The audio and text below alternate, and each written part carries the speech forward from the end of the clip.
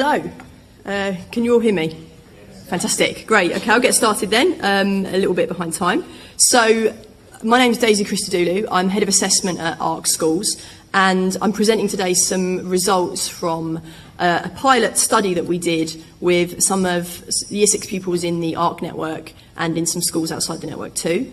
It's a study on Year 6 writing, and it's looking at using comparative judgment to mark that writing. So I've called it here a valid and reliable time saver, ? So hopefully by the end you'll know if it really was a valid and reliable time saver. Maybe I should save you the trouble. Yes, it was. You can leave now. Okay, so originally I did the study together with Dr. Chris Whedon of No More Marking. He unfortunately can't be here today to present the results with me. So there may be some questions I might have to refer you to Chris, but here we are, here are the results. So let's begin. I'll just give you a bit of an outline of what I'm planning to do. So a bit of an introduction to some of the current issues with Key Stage 2 writing moderation. Talk a little bit about the design of our study, the results, the analysis of them, and then next steps. So to give you a bit of an intro to writing, Key Stage 2 writing moderation. Teacher assessment of writing, I think, was originally introduced in, I think it was about 2010. Although I was looking this up to try and check in, it's quite hard exactly to know when it was. But it was, and it replaced the externally marked, externally assessed writing test back then. And then it was reformed in 15-16. So it was reformed, it came in last academic year as part of wider curriculum reforms. And so the way it works, if you're a primary teacher, you'll know this, is that teachers collect evidence of pupils' writing across the year, and then they judge that writing using the interim frameworks, which are a set of descriptions of performance. So you can see, I've took a little extract there from the interim frameworks, and you can see they expect pupils, they talk about working at the expected standard and working at greater depth within the expected standard. And there's a series of bullet points, and pupils have to meet those standards. And funny enough, although there's been a really significant reform process, and it has created a lot of work, I would argue that actually this new process is not fundamentally that much different from the old process of teacher assessment. The biggest difference is that these interim frameworks are new, and that they are no longer best fit. So there are certain things that a pupil has to do to get a certain standard, and that will be interesting, as we'll see in a moment. So, what are the issues with this type of moderation at the moment? Well, there's a number of issues. I'll run through them very, very quickly. I think actually Rob Coe, I caught the end of his speech, and he may have talked about a few of these. So, is it reliable? Is this a reliable way of assessing? That's one of the big questions about it. Is it consistent between different pupils in different schools? Is it valid? Sorry, is it biased? So I won't go into that because I think Rob spoke a bit about that before, but there's a significant evidence to show that this kind of moderation process does lead to bias against and in favour of certain pupil groups. Most interestingly, is it valid? So is it telling us something we really want to know about? When we assess writing in this way, is it telling us who really are good writers by the standards that we would mean by that? And is it efficient? This requires, as you can see, a lot of collection of evidence, a collection of pupils' work. So is it as efficient as it could be? And as far as I understand, interestingly, no specific pieces of research have been done into these questions about Key Stage 2 writing.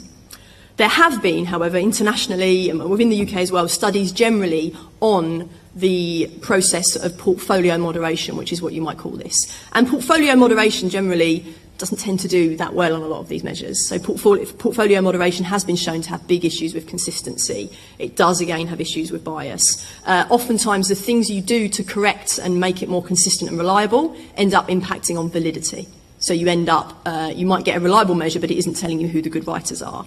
And efficiency is a huge issue too, that again, a lot of the things you do to try and make it more reliable end up having a huge impact on workload. So there's nothing specific about Key Stage 2 writing really telling us about this, but there's a lot of stuff on that process that tells us it isn't that good on these scores. And what we wanted to do with our trial, with our pilot, is we wanted first of all to try and attempt to answer some of these questions in a small way, but also to see, could comparative judgment solve some of these problems? So can comparative judgment help to answer some of these questions and solve some of the problems which we believe to be there, both from the international research and also from our experience within the schools? So what I'll do now is give a very brief introduction to what comparative judgment is and how it differs from this traditional process. So what is comparative judgment? So, well, let's think what it isn't first of all. So what it isn't is your traditional process of moderation looks something like this. You have an essay, you have your criteria, and you say to yourself, does this essay meet this criteria? And you take a piece and you tick it off against that and you decide where it fits looking at that. And you take one piece at a time and go through it. Broadly speaking, that's what you might do. Comparative judgment is very different. What you do with comparative judgment is you take two essays, you look at both of them, and you say to yourself, which essay is better? Which piece of writing is better? And that's what we did in our trial. We used No More Marking, which Dr. Chris Whedon, he's the founder of No More Marking. And No More Marking is essentially, it's an online comparative judgment engine. It allows you to scan in all your essays. It presents pairs of them to you at a time. And then you click and you say which one is better. And you do that, or your colleagues do that, and you do enough decisions. And when you get enough decisions, it then, the algorithm behind it crunches all of those decisions and tells you the kind of rank order of all of the pupils in there, and it allocates them a scaled score as well. So that's a very brief introduction. Obviously there could be more there, but that's the brief bit. So when we were setting up the pilot, we had to think carefully about, we wanted it to be quite small, so what were the design decisions that we made and why?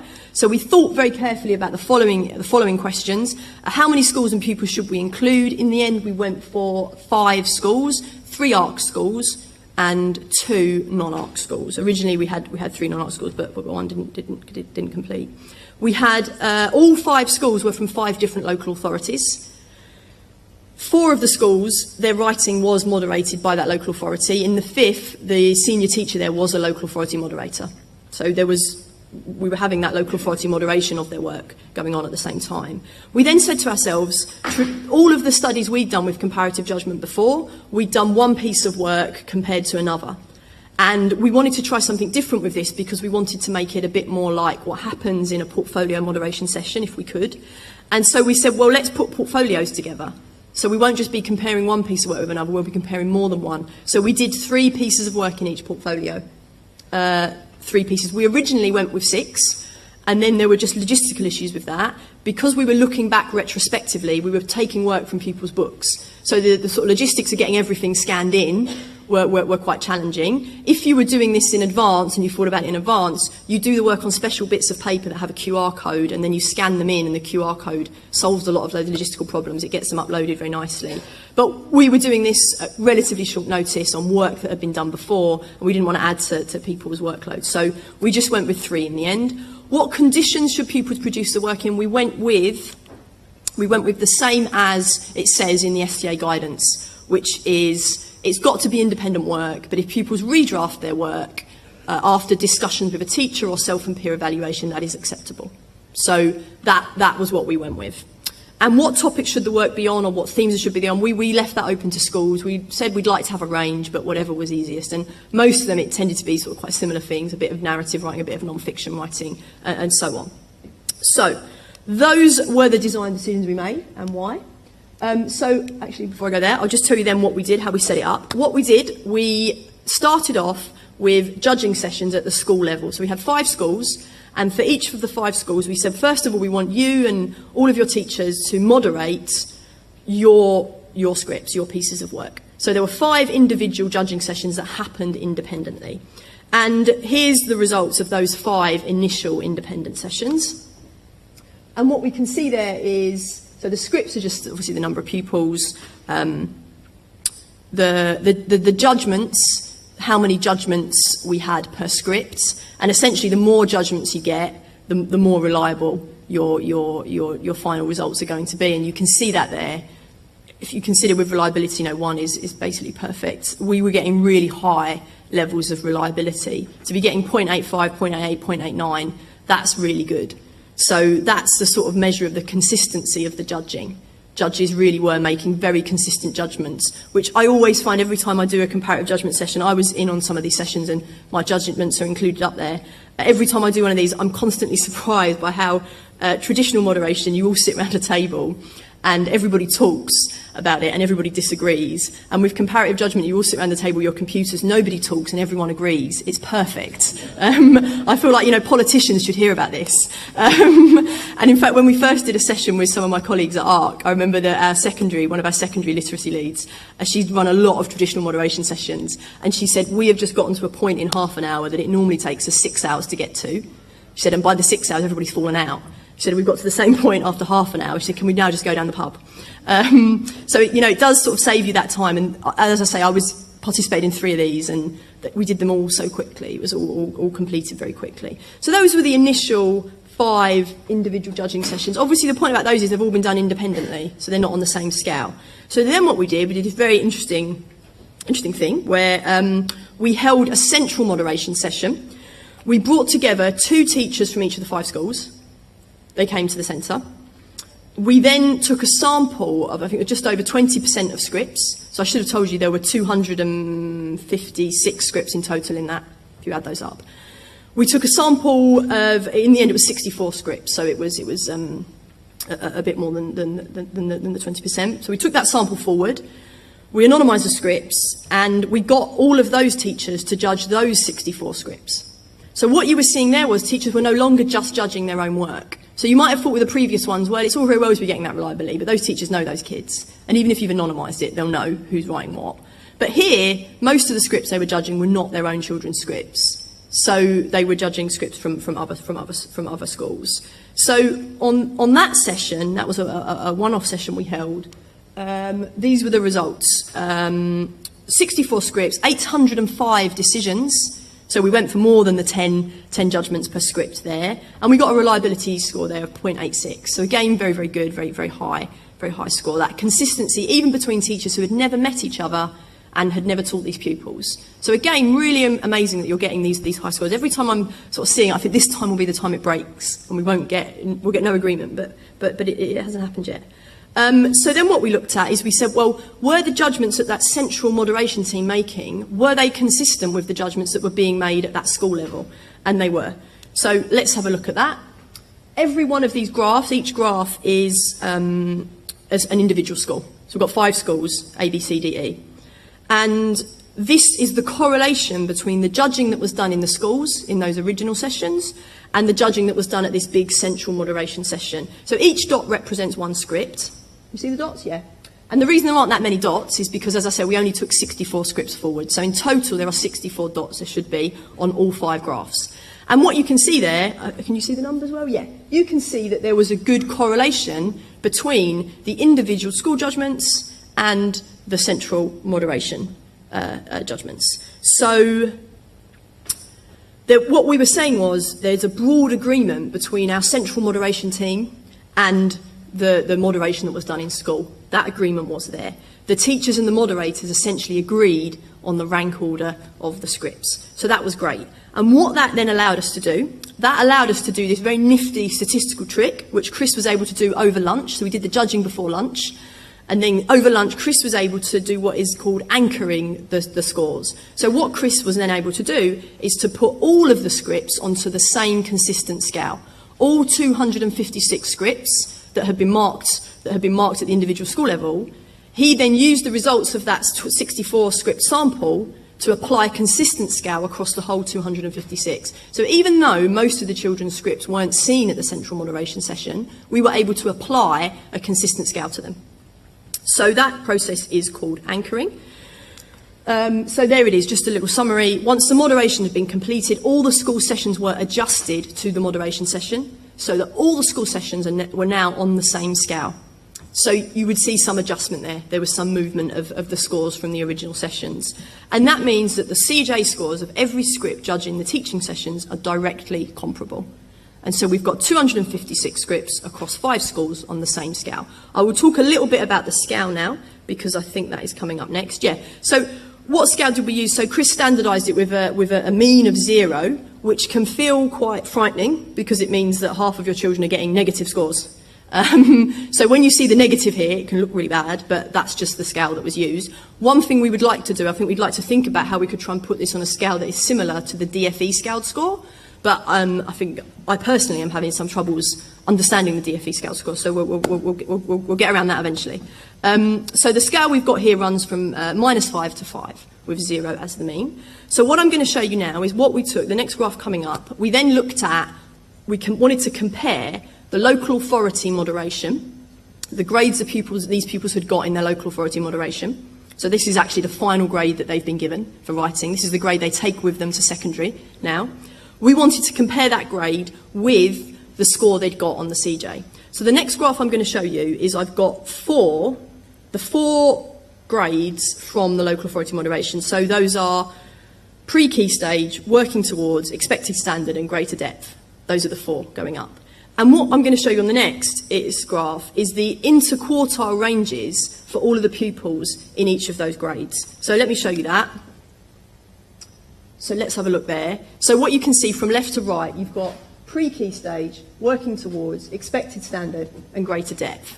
And that's all the scripts that were graded by the local authorities at those standards. So the horizontal line through each box is the average mark that the scripts in that level got.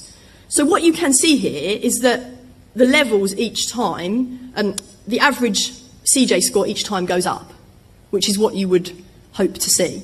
So the average pupil in the pre-key stage gets a lower mark than the average pupil in working towards. The average pupil in working towards gets a lower CJ mark than the average pupil in expected standard. And then again with GDS. So what you're seeing here is, what this shows us is that, broadly speaking, judging does reflect the same process as traditional moderation, in that people are kind of judging the same thing, broadly speaking. Otherwise, you wouldn't be seeing that sort of step going up. So there is overall a broad consistency between traditional moderation processes and the CJ method. So we can assume that the comparative judgment is performing a similar task to traditional moderation in terms of, they're both judging writing.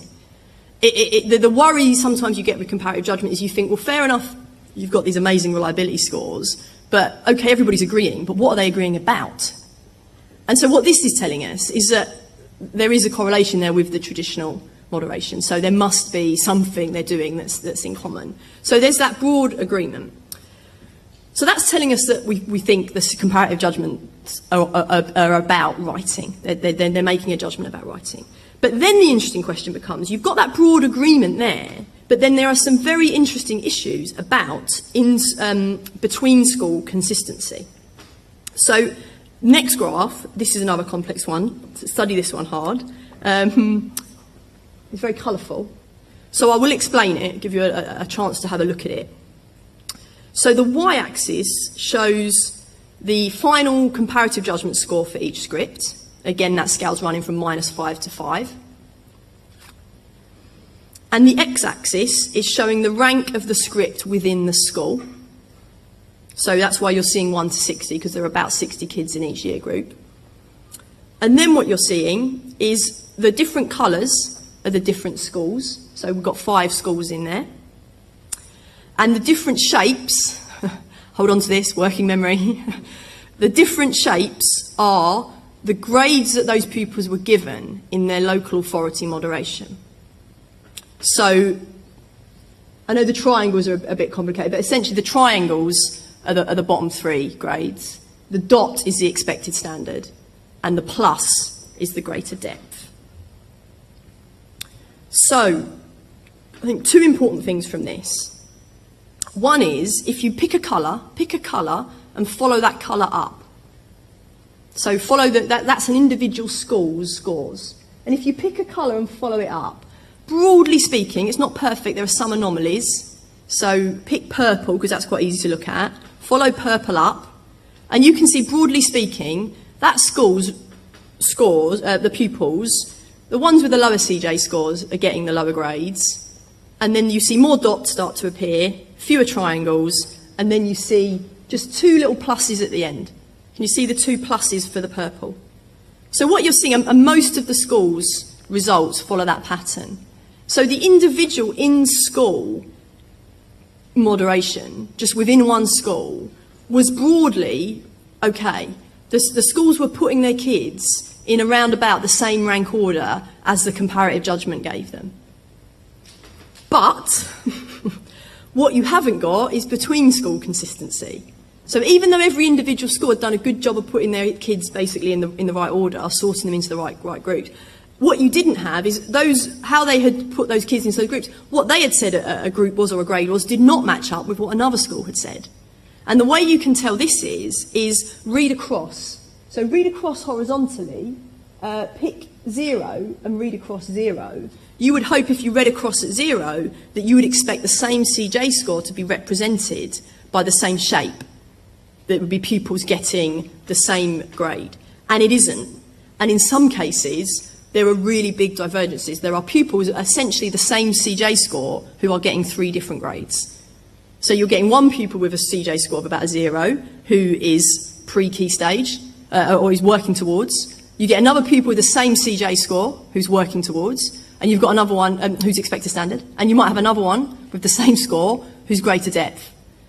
So whilst every school individually has done a pretty decent, okayish job of getting the kids in the right order, what they have not done is been able to apply a national standard to those internal judgments. And of course, that is the role that the local authority moderation process is supposed to perform, of ensuring that there's a national standard there. And what we see from this is that is not happening. The other very interesting thing is, when I first explained this to a few people, they said, so is it that certain schools are systematically over or under grading? Well, that's not the case either. If it was, that might be easy to deal with because you could just pull schools down or push schools up. But that's not the case either. But we're sort of digging into it. What we think is that individual schools have essentially come up with an internally consistent but quite idiosyncratic interpretation of the descriptors. So let me give you an example. I think there's one school, and I think the school in purple, who have bunched into the middle a bit and have not given out many on either side. There's one school in there, fascinating. Look at the school in red, school A. They had the 2 top scripts in the whole thing. The 2 red dots at the top, can you see those? And they didn't give any greater depth. They didn't give any greater depth. So I think they were so worried about greater depth and what did it mean, and it was such a high standard, they didn't give any. If those 2 pupils had been in any other school, pretty much, they probably would have got greater depth. So you had one school being very cautious about the award of the top grade. You had other schools bunching in the middle. You had other schools sort of stretching out. One school would put a lot more in the pre-key stage than others. So what you were seeing was not systematic over or under grading, but much more just real inconsistencies in how these grades were being interpreted. So let's have a look. And as a result of that, there are huge overlaps between those different levels. So let's have a look at the next slide. The next slide shows you the minimum, if I updated this right. The next slide shows you, yeah, this is right. The next slide shows you the minimum and the maximum CJ score for each grade category. Now, I hope you can see there's a huge overlap. So the working towards category runs from minus 6.83 at the bottom up to 0.48. And you can see there's a huge overlap there with the expected standard. So there are lots of pupils who were getting a working towards who were getting higher scores on the CJ than pupils who had got expected standard.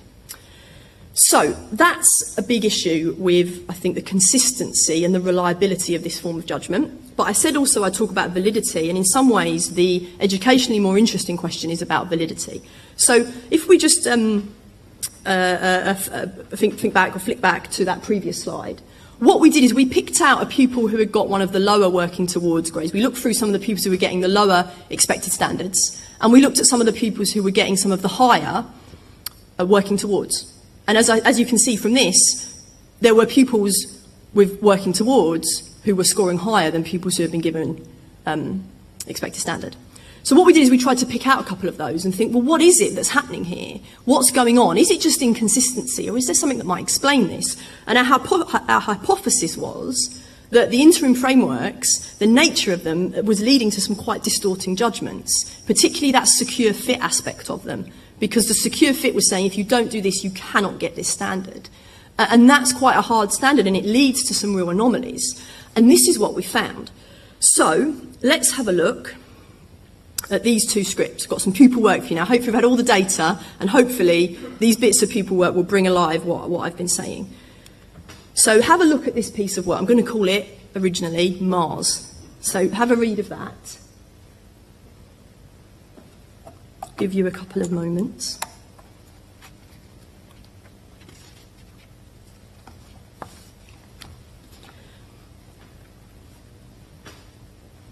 Okay, so Mars is the fourth planet from the Sun and is Earth's neighbour.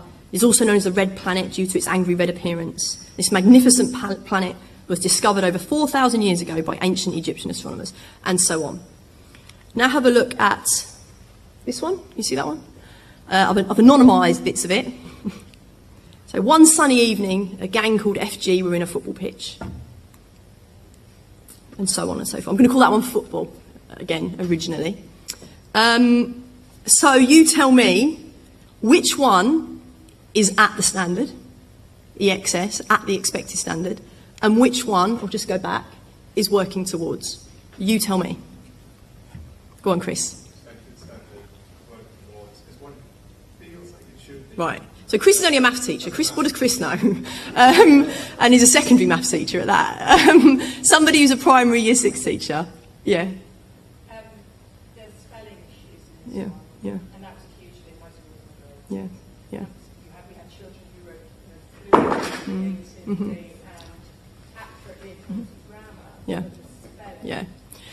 So you tell me, in a world before the interim frameworks, which piece would you have said is better? Yeah. Does anyone want to disagree with that? Okay. I've shown these to quite a few people now, both teachers and non-teachers, and most people generally, in fact not most, everyone I've spoken to has generally said they feel this piece is the better piece of writing. And I'm sure you can see where the punchline is coming. This actually got working towards. So this was graded as working towards, and this was graded as expected standard. And I think there's a very good case for saying under the frameworks that is the case. But I think that under any other understanding of what good writing is, that's not the case. And that's what comparative judgment is so good at highlighting, because on the comparative judgments, Mars did much, much, much better than the football piece. So I would argue that comparative judgment was better at capturing what true quality is. I'd also argue one further point, which I've been saying again and again, and I hope this really illustrates it, which is that I am not saying here that spelling isn't important. I think spelling is really, really, really important. So I kind of understand in some ways the instinct behind making spelling such a high-profile part of the frameworks and saying it was secure fit, that you had to get the spelling. I understand the impulse behind that. My issue is that open tasks like writing are not a good way of assessing spelling. Because open task means that pupils are not being given the same, they're not doing the same thing. This pupil has gone for some really difficult words. There are plenty of adults who would struggle to spell ancient Egyptian. So whereas this pupil has gone for some easier words. So could this pupil spell ancient Egyptian? We don't know. They're not comparable tasks. So my argument would be with something like spelling, it is really important. I do want to see it given credit. I do want to see it emphasised. But I don't think this is the right way to do it. And doing it through that secure fit way with the writing doesn't give you what you want. And in actual fact, you then need to think of, well, what's the feedback into classrooms? What happens to teachers? What do teachers do as a result of this? And what I worry, what I think could happen, and teachers would be perfectly logical to do this, is you say to this pupil, you say to them, don't use words like ancient Egypt. Don't use any ambitious vocabulary. Find ancient civilizations that are easier to spell. You say to them, narrow your vision. That's actually the thing that's going to happen.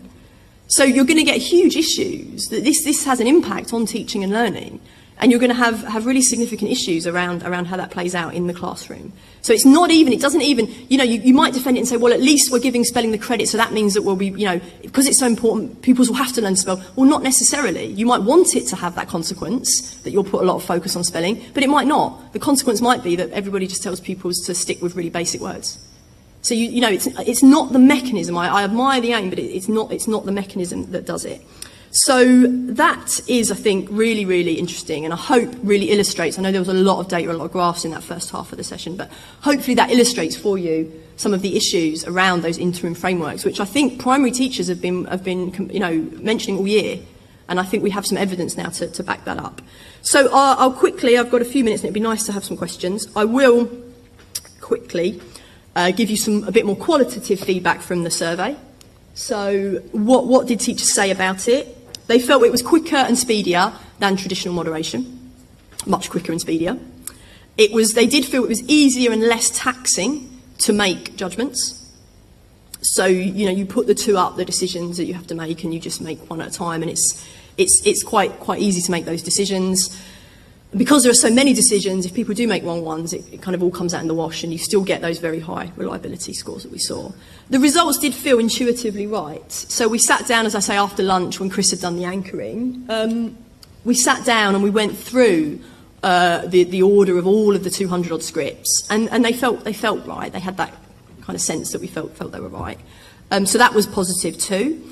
The most difficult part logistically was the scanning in of the scripts, and that's something where we really want to work on that QR coding, and that's something, if we set up a task in advance rather than doing it retrospectively, we can do that. It was more difficult. I spoke at the start about the difference between the portfolios and the individual pieces of work. I'd done quite a few CJ sessions, judgment sessions before this, and all of the ones I'd done have been on individual pieces of work. So had some of our staff had done that too. When you go to doing portfolios, the decisions do become harder, and it's more difficult to make the judgments, and the decisions take more time. So the average time per decision is higher because you're comparing 3 pieces with 3 pieces, not just 1 piece with 1 piece. So that did take more time, but it was still felt to be much quicker and more efficient than the traditional method. There are always, when we do the CJ task, questions about handwriting, and you can see probably from those 2 previous ones that you can see how handwriting can often maybe bias you as well. We didn't do any specific research on handwriting in this task, but I know Chris has done some on that before about the impact of handwriting, and I think he's found it has made a difference, but maybe not as much as you might think. And certainly, we didn't, when we were digging out and looking for anomalies in the scripts, we never found any where we thought, actually, on reflection, that's probably better than it is because of the handwriting. So I think sometimes people feel that when they're making the judgments, but I actually think most of the moderators we had are sort of well trained enough to correct themselves on that. But it would be interesting maybe to do some more study on that. And finally, one question which is probably slightly outside the scope of not just this study but CJ generally is the independence of the tasks. How independent were the tasks? And I think this is an issue. I said earlier what we use the conditions that the STA have said, but obviously when work is produced in class, I know this from being a secondary English teacher doing coursework, it is hard. You do not have the same levels of standardisation that you would have in an exam, and nor could you. So that is always going to be an issue around that, particularly as the guidance itself says it is fine for pupils to redraft their work after a discussion with a teacher. That's quite broad. So independence of tasks is an interesting one too, which always comes up. So some conclusions. We think that teachers are able to rank order their own scripts within their own schools, and this shows that. However, teachers are unable to grade scripts within their own schools, and by grading we mean awarding them those national labels. And the moderation processes, I would also add to that, are not correcting for that. I would say then that CJ provides a valid mechanism by which standards can be moderated nationally and addresses some of the flaws in the current system. So what are we going to do next? We are going to develop a larger scale pilot. So we'd like to repeat this but with more pupils. We are going to develop the QR coding of answer sheets, so be a bit better organised this time, set it up in advance so we make life easier for everybody. We would really like to start creating banks of exemplar work, which would make grading and standard setting easier. And we think you could use CJ initially to produce those standards. And we would like to, so far we've only used it in Year 2 and Year 6. We would really like to start using it in other year groups. And one thing I'm fascinated by is to look at the range of performance within a year group and compare year groups. So, your top Year 4 pupils are probably better than your bottom Year 5 pupils, but by how much? That would be an interesting thing to investigate too. So that's what we've got on the radar going forward. I've got up to 12:30, but I can have 5 minutes maybe for questions? Yeah, okay. So I'll take any questions on it. If I can't answer you, I'll just palm it off on Chris. Yeah, any questions? Yeah, Chris. If you go back to the football example. Yeah, sure.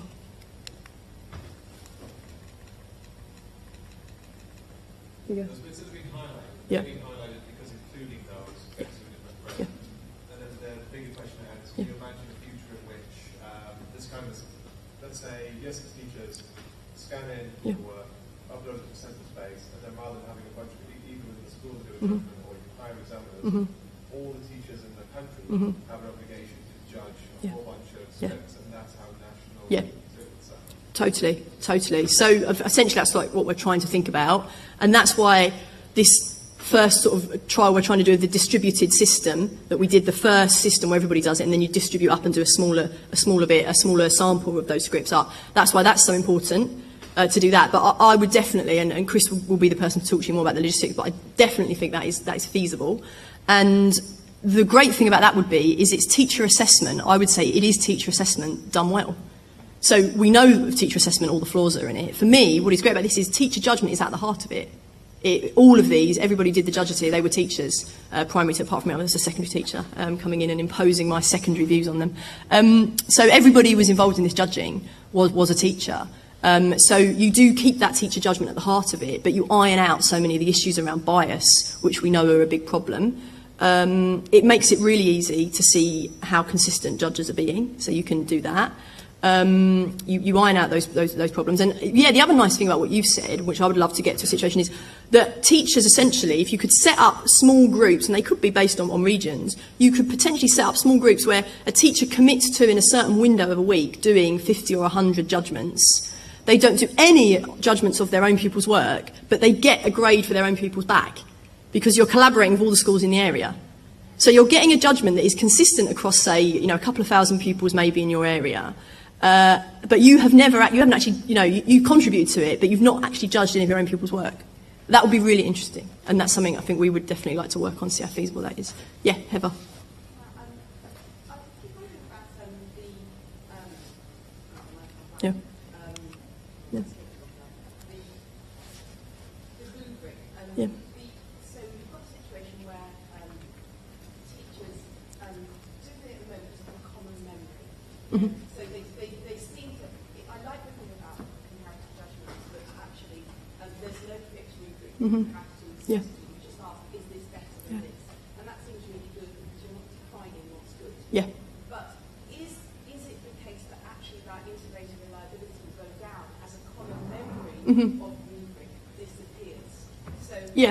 are there some That's a- standards of quality? That's a really interesting question. I'm almost worried about the reverse. I'm worried that the existence of a really tightly defined interim framework, which is leading to distortions, will end up becoming what people think is good writing. And now that hasn't happened here, because we've seen that when teachers are asked which is the better essay, they say it's Mars and not football.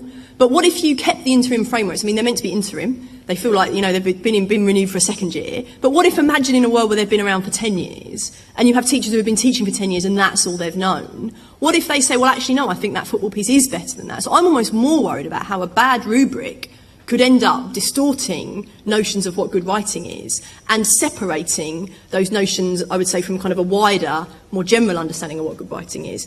I think you make an interesting question about that, if the absence of one would lead to people forgetting the common memory. But I would argue that the understanding of what quality is better communicated through examples than through rubrics. So that's why, and the other thing we're working on at ARC, and we've done quite a lot on at secondary actually, one of the things we give to teachers who arrive to help them understand the standards is we have banks of work from our pupils that we have graded at each standard, and we can give that to a new teacher and say this is what an A-star looks like on a grade 9 or whatever looks like on this task.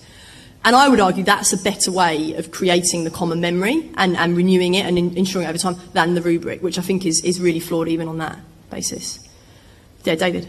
Just to sort of add to that, in comparison of teachers when we define as writing with PhD students and creative writing Yeah. judging year 9, that's what I did.